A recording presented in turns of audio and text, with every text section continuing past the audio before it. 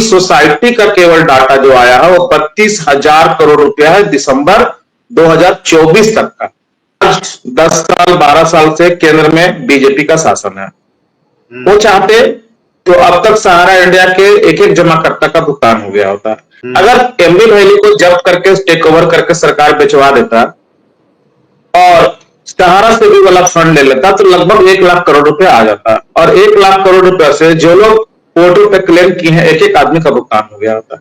सरकार नहीं की इसलिए क्योंकि वो प्रत्यक्ष रूप में सहारा को बचाना चाह रही है और उनकी संपत्तियों पर खुद ही वो नजर गड़ाए हुए हैं। लोग आप देख रहे होंगे संगठन जो चला रहे हैं तो लोकसभा का चुनाव में नोटा सरकार चिल्लाने लगे। परिणाम हो गया कि भाजपा सरकार यहाँ आ गई। बिहार एक बड़ा राज्य है और वहां पे यहाँ 1 करोड़ लोग इफेक्टेड है तो वहां पे 2-2.5 करोड़ से ज्यादा लोग इफेक्टेड है। वहां तो इतनी बड़ी संख्या है कि वो जिसका चाहे सरकार बना दे जिसका चाहे बिगाड़ दे। तो इसकी यूनिटी थोड़ा वहां दिखाना पड़ेगा। आप चाहते हैं कि नेता आपके लिए कुछ करे लेकिन आप चाहते हैं कि हम लोग अपना यूनिटी दिखाएंगे नहीं तो आपको भाव कहां से मिलेगा। चूंकि आप झारखंड में काफी एक्टिव दिख रहे हैं और जो वहां के मुख्यमंत्री हैं हेमंत सोरेन जी उनसे भी लगातार आप संपर्क में हैं, लोगों को काफी उम्मीदें हैं आपसे। तो झारखंड में क्या लग रहा है जो आयोग की गठन की बात थी या और भी जो प्रक्रियाएं थी कहां तक पहुंची हैं और क्या दिख रहा है उससे? देखिए इंक्वायरी कमीशन जो बनाने की बात थी उसका प्रारूप बन गया। माननीय मुख्यमंत्री जी ने उसको पर सिग्नेचर भी कर दिया है। उसका नोटिफिकेशन आने का हम लोग इंतजार कर रहे हैं। उसमें चूंकि वो इतना आसान चीज नहीं है और सरकारी प्रक्रिया थोड़ा सा ढीला होता भी है लेकिन हम लोग उसको लगे हुए हैं। और आपका झारखंड विधानसभा का सत्र भी सोमवार से नियमतः 5-6 दिन का चलने वाला है। तो हम लोग उसमें भी सवाल अपने विधायक के माध्यम से डाले हुए हैं कि जो झारखंड सरकार ने हम लोगों के साथ वादा किया था माननीय सुप्रीम कोर्ट में आईए लगाने का झारखंड सरकार की ओर से और जो लोगों को मुआवजा देने की बात थी जो लोग वो सारा चीज मैटर हम लोग फिर असेंबली में भी डाले हुए हैं। उम्मीद है कि इस सत्र में वहां पे बातें उठेगी। प्रशासन के ओर से अधिकारियों की ओर से लगातार हम लोगों को फोन भी आ रहा, संपर्क में हम लोग हैं। वो बहुत इंपॉर्टेंट है लेकिन वो जांच आयोग तो बनेगा ही लेकिन साथ ही साथ सबसे ज्यादा इंपॉर्टेंट है कि जितने सारे अभियुक्त हैं उनको कितना जल्द जेल में पहुंचाया जाए। अभी आप देख रहे हो कि जोनल मैनेजर सहारे मल्टीपर्पज सोसाइटी लिमिटेड का डायरेक्टर भी है, उसकी गिरफ्तारी हुई है लेकिन ये केवल झांकी है। इससे हम लोग संतुष्ट नहीं होने वाले हैं जब तक शीर्ष अधिकारी जितने भी हैं, मैडम सपना राय, ओपी श्रीवास्तव, जयव्रत राय, डीके श्रीवास्तव, सबको क्रमवार हम लोगों को पहले उनको पहुंचाना है। इसीलिए हम लोग प्रशासन के ऊपर दबाव भी बनाया हुआ है। प्रशासन यहाँ बहुत अच्छा सहयोग भी हम लोगों को कर रहा है। अभी सबसे पहले हम लोगों का पहला स्टेप वही है कि इन लोगों को पहले अंदर पहुंचाया जाए। उसके बाद जांच आयोग भी बनेगा, इनकी जमीनें भी जब्त होगी क्योंकि वो जमीनें भी आम निवेशकों का पैसा से खरीदा गया है और उसमें भी काफी हेरफेर लोग किए हैं जिसका बहुत सारा साक्ष्य हम लोग पकड़े हुए हैं।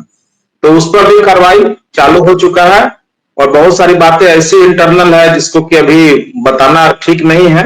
कुछ बात समय पर ही बताया जाएगा। इसीलिए भी हम थोड़ा सोशल मीडिया पर कम आ भी रहे हैं क्योंकि बहुत सारा इंस्ट्रक्शन हमको ही मिला है प्रशासन की ओर से, अपने लीगल टीम की ओर से, कितना बताना है कितना नहीं बताना है।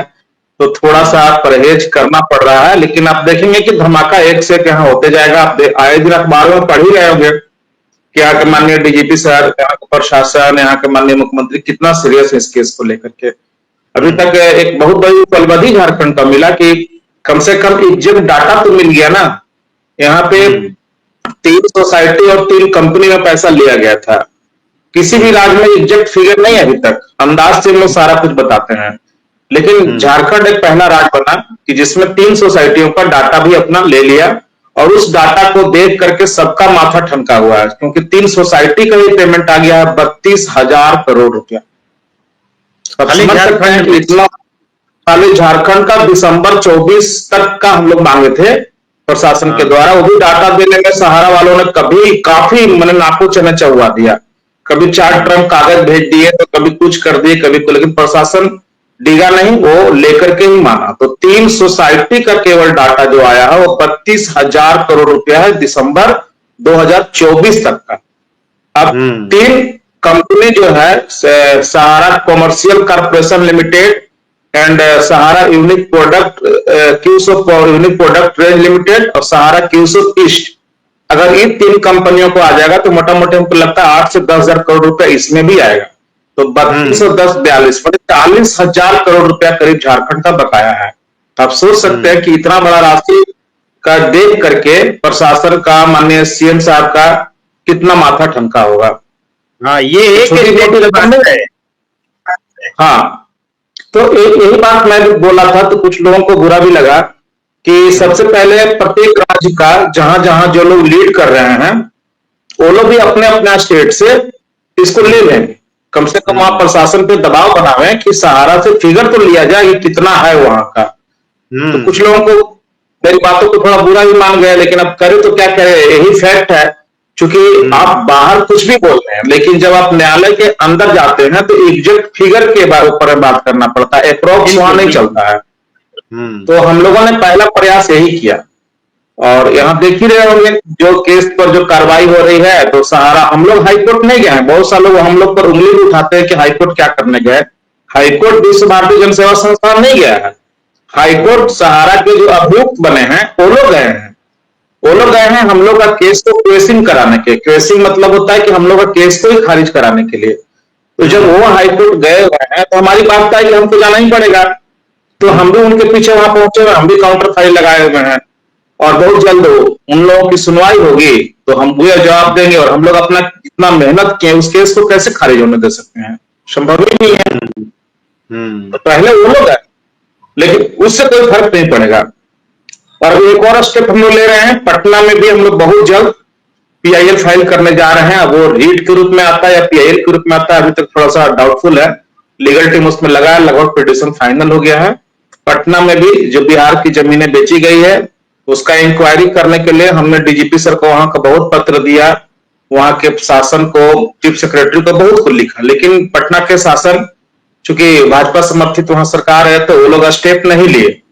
तो मेरी बात है कि वहां हमको हाईकोर्ट जाना ही पड़ेगा, क्योंकि उसका समुचित जांच करवाना है कि वो जांच का आदेश दे। पटना की, बिहार की जो जमीनें थी उस पर अधिकार बनता है वहां के जमाकर्ताओं का, उस पर अधिकार सुशांतों और सीमांतों का नहीं बनता है, सहारा प्रबंधन का नहीं बनता है। वो गरीबों का पैसा से जमीन खरीदा गया सहारा के निवेशकों से, उसको जब्त कराना ही पड़ेगा।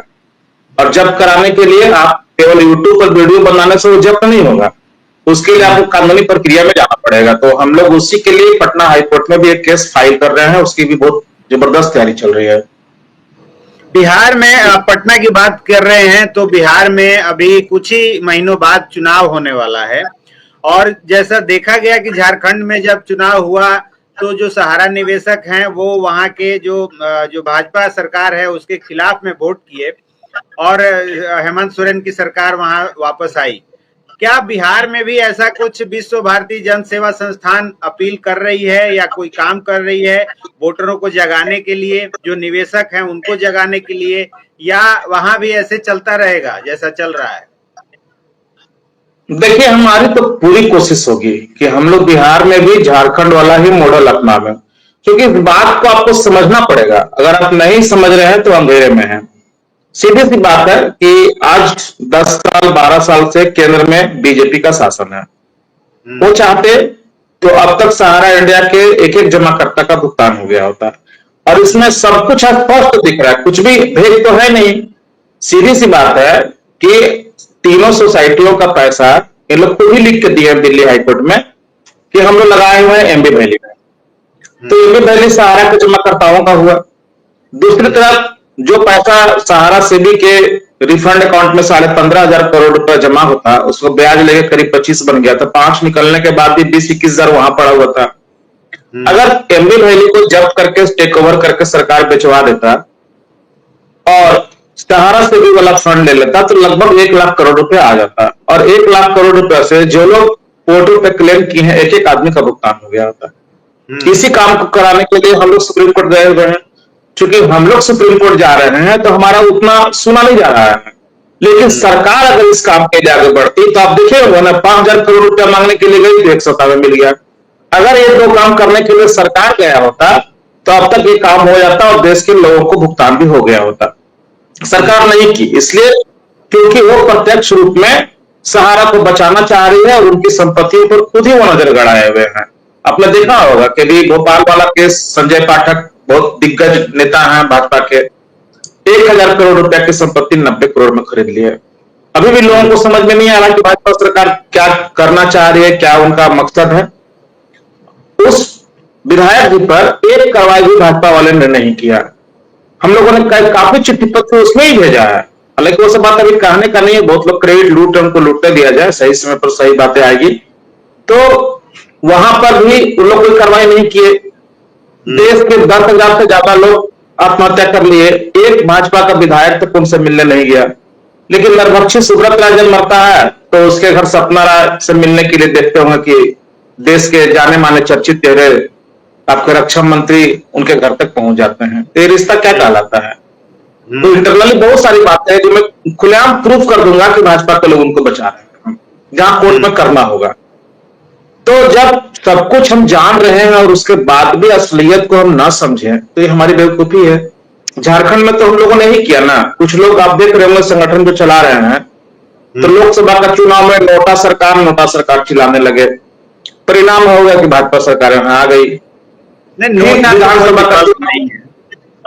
फिर विधानसभा के चुनाव में वही काम किया और झारखंड में भी लोग ये करना चाह रहे थे। तो हम लोगों ने यहाँ प्रयास किया कि यहाँ नोटा नहीं चलने देंगे। तो हम लोग माननीय हेमंत सोरेन जी के साथ खड़ा हुए, चूंकि यहाँ अगर भाजपा सरकार आ गई तो आपको 100% था कि ये कार्रवाई नहीं हो पाता। तो हम लोगों ने एक दांव खेला कि अगर मान लीजिए कि माननीय हेमंत सोरेन जी की सरकार नहीं भी आती है तो कम से कम इनके साथ अगर हम देंगे तो हमारे लिए एक विधायक तक बोलने वाला नहीं। आप देख ही रहे होंगे कि एक नेता भी हम लोगों के फेवर में नहीं बोल रहा था। तो मेरा एक प्रयास ये था कि कम से कम 10-15 विधायक तो जरूर ही जीतेंगे, जेएमएम 0 पर तो नहीं जाएगा। तो 10-15 विधायक अगर आ जाते हैं और सहारा के बाद 10-15 विधायकों के माध्यम से भी असेंबली में अगर उठवाते हैं तो उनकी बातें ज्यादा सुनी जाएगी, हमको चिल्लाने से क्या हो जाएगा। इसलिए हम लोग माननीय मुख्यमंत्री जी के साथ खड़े हो गए और भगवान ने बहुत अच्छा किया कि उनका सरकार बन गया। और सरकार बनने के बाद क्या क्या चीज हो सकता है वो आपके सामने है। आप यही चीज देख रहे हो कि जहां भाजपा शासित प्रदेश है वहां नहीं हो पा रहा है। तो लोगों को समझना होगा कि आपको साथ कौन है और कौन नहीं है। अब सेम कहानी बिहार में है। बिहार एक बड़ा राज्य है और वहां पे 1 करोड़ लोग इफेक्टेड है, तो वहां पे 2-2.5 करोड़ से ज्यादा लोग इफेक्टेड है। वहां पे इतनी बड़ी संख्या है कि वो जिसका चाहे सरकार बना दे, जिसका चाहे बिगाड़ दे। तो इसकी यूनिटी थोड़ा वहां दिखाना पड़ेगा। आप चाहते हैं कि नेता आपके लिए कुछ करे, लेकिन आप चाहते हैं कि हम अपना यूनिटी दिखाएंगे नहीं, तो आपको भाव कहां से मिलेगा। हम लोगों ने उसके पहले झारखंड में काफी एक्टिविटी दिखाया था, सीआईडी विभाग से संपर्क किया, सारी चीजों को देखा, तो उन लोगों को भी लगा कि नहीं यहाँ कुछ ना कुछ है जो हमको हेल्प मिल सकता है। नेता को क्या वोट प्यारा होता है, उनको लगा कि भाई इतने लोग यहाँ हैं तो ये हमारे साथ आएंगे तो इनका हम काम करेंगे। और इसीलिए हम लोगों ने लिखित एग्रीमेंट उनसे करवाया था, अखबारों में विज्ञापन दिया, उनके कार्यालय में बैठ करके प्रेस कॉन्फ्रेंस उनके लोगों से कराया, तब समर्थन दिया था। बिहार में एक कोशिश है, लेकिन बिहार का दिक्कत है कि वहां के लोग इस बात को अभी भी नहीं समझ रहे हैं। उनको लगता है कि हमारे लिए तेजस्वी यादव बोले, हमारे लिए फलना बोले, चिल्ला। अरे तेजस्वी यादव तभी बोलेंगे जब आप एक ग्रुप को दिखाइए। आप एक सड़क पे उतर करके पहले एक समूह को दिखा दीजिए। तेजस्वी यादव क्या, जितने विपक्ष के लोग हैं हाथों हाथ आपका मुद्दा कैच कर लेंगे। और इससे अच्छा गोल्डन मौका आपको मिल नहीं सकता है। लेकिन थोड़ा सा सुस्ती है, लेकिन हम प्रयास कर रहे हैं कि अपने लोगों को वहां जगाएं। लेकिन दिक्कत वही आ जा रही है कि कुछ लोग आज भी मुद्दे को भटकाने में माहिर हैं, और चूंकि बोलने की कला उनको भगवान ने बहुत अच्छा दिया है, उतना अच्छा हम बोल नहीं पाते हैं, तो उस मामले को वो दूसरी तरह से रंग देते हैं। लेकिन मैं प्रयास कर रहा हूं कि बिहार में एक माहौल बने, और इसके लिए हम देखें कि ये जो पिटीशन फाइल हो रहा है पटना हाईकोर्ट में, वो सही समय पर इसकी सुनवाई हो। चुनाव का वक्त भी रहेगा, और जो लोग वहां गुनाहगारों का साथ दिए हैं अगर उसके ऊपर टीका टिप्पणी कोर्ट करेगा तो चुनाव में सीधा असर उनके ऊपर में होगा। इसीलिए हम सही वक्त का इंतजार कर रहे थे और सही वक्त आ गया है। हम बहुत जल्द उस केस को फाइल करने जा रहे हैं। तो बिहार में आप लोगों का कोई प्रोग्राम फिलहाल इसका होगा, कोई आंदोलन बड़ा प्लान कर रहे हैं? प्लान कर रहे हैं, पहले हम केस को फाइल करा दें, क्योंकि केस फाइल कराना बहुत बड़ा चैलेंज होता है। देखिए, कहना आसान होता है कि हम हाईकोर्ट जा रहे हैं, हम सुप्रीम कोर्ट जा रहे हैं, पीआईएल लगा रहे हैं, रीट लगा रहे हैं, लेकिन उसके लिए बहुत बड़ी तैयारी करनी पड़ती है। काफी एविडेंस जुटाने पड़ते हैं, उसके बाद लीगल टीम के साथ बैठ करके आपको सारी चीजों को देखना पड़ता है। और विश्व भारती जन सेवा संस्थान के पास आज काफी स्ट्रॉन्ग लीगल टीम है। वो लोग हर चीज को बारीकी से ठोक बजा करके पिटीशन बनाता है, दूसरा आदमी उसका स्क्रूटनी करता है, तीसरा आदमी फाइनल करता है, फिर सारे लोग बैठ करके स्टे करके तभी लगाते हैं। आप देखे होंगे कि सुप्रीम कोर्ट भी जाने के पहले हम लोग के ऊपर काफी लोग उंगली उठा रहे थे, लेकिन हम लोग को सुप्रीम कोर्ट जाते जाते करीब 8-9 महीना लग गया था। ये आसान नहीं है कि आप थाना का FIR नहीं कि एक सादा कागज आवेदन लिखे और कल को लगा दिए। आप उतने बड़े एआई पर जा रहे हैं तो आपको बहुत तैयारी के साथ जाना पड़ता है, तो इसीलिए थोड़ा सा टाइम लग रहा है। लेकिन बहुत जल्द हमको लगता है वो फाइनल स्टेज में ही आ चुका है पिटीशन, हम लोग उसको कर लेंगे। कुछ फॉर्मेलिटी बची हुई है, वो एक आध सप्ताह के अंदर कंप्लीट हो जाएगा, उसको हम लोग करेंगे। तो चलते चलते अब जो निवेशक हैं उनसे क्या अपील करेंगे और कैसे वो लोग आपके साथ जुड़ें या अब वो आगे की लड़ाई लड़ें? देखिए, देश के सहारा के निवेशकों को हम लोगों ने बहुत, जितना मेरे क्षमता था उस हिसाब से हमने बहुत मैसेज किया, बहुत नोटिस किया कि आप लोग विश्व भारती जन सेवा संस्थान का साथ दें। लेकिन कुछ लोग सहारा वाले तो उनको बरगलाते ही हैं। आज 10 साल से वो लोग बरगला के ही रखे हैं, उसमें 3-4 यूट्यूबर भाई लोग हैं, जाकर के डेली कुछ ना कुछ गाना सुनाते रहते हैं, सहारा से भी, और उसमें वो लोग उलझ जाते हैं। दूसरा है कि कुछ संगठन वाले भी हैं, वो भी उलझा देते हैं, मेरा संगठन तेरा संगठन का खेल में वो कंफ्यूज हो जाते हैं कि सहारा वाले सही कह रहे हैं कि वो सही कर रहे हैं कि विश्व भारती वाला सही कर रहे हैं। तो ये काफी हमने जगाने का प्रयास किया, ऐसा नहीं कि हमने छोड़ दिया। जितना मेरी क्षमता थी सोशल मीडिया के माध्यम से, सड़क पर जाकर के बहुत कोशिश किया। तो जो लोग करीब करीब में लगता है कि 30-32 हजार लोग हमारे मेंबर बन गए हैं, हम उन्हीं को बेस बना करके आगे बढ़ रहे हैं। अब जिनको हमारे साथ जुड़ना है जुड़े, ना जुड़ना है ना जुड़े, लेकिन काम हम लोग सबके लिए करेंगे। क्योंकि हम तो बता दिए शुरू से, मेरा पहला रोड मैप है कि सहारा के तमाम अधिकारियों को गिरफ्तारी। उसके बाद मेरा दूसरा स्टेप है कि माननीय सुप्रीम कोर्ट में जो पिटीशन लगा है उसके माध्यम से जितने हमारे मेंबर बने हुए हैं या आगे बनेंगे उनका भुगतान सहारा सेवी के फंड से करवाया जाए। उसके बाद जो 17 पिटिशनर है उनका करवाया जाए। उसके बाद पूरे कंपनी को लिक्विडेट करा के पूरे देश के लोगों का भुगतान करवा दिए। मेरा साथ दिए ना दिए उससे कोई मतलब नहीं है, हम सबके लिए हम लोग करेंगे।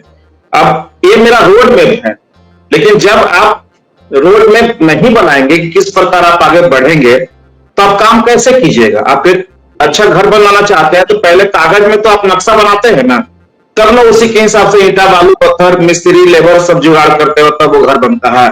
तो सबसे पहले रोड मैप ही हम लोग तैयार किए थे कि हम लोग इसी हिसाब में आगे बढ़ेंगे, और भगवान हमको इसमें सफलता भी दे रहे हैं और पूरी उम्मीद है कि हम लोग इसी रोड मैप पर आगे बढ़ेंगे।